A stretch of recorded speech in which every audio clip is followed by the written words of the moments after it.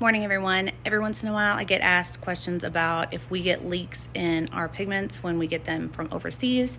And so I wanted to show you what happens when we have leaks in our paint shipments. So once I decide which ones need to be cleaned up, I'll wipe them off. A lot of times when I do this, it'll wipe off the label, so I have to handwrite it in. It's still the same great product. It just has a handwritten label because it has to have a label.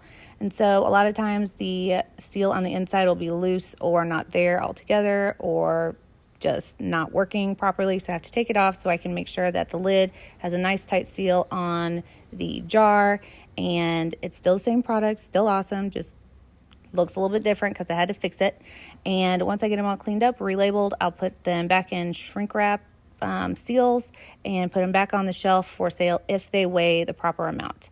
Thank you for watching, artistilldeath.com for all of your paints, and please subscribe. Thanks, y'all. Bye.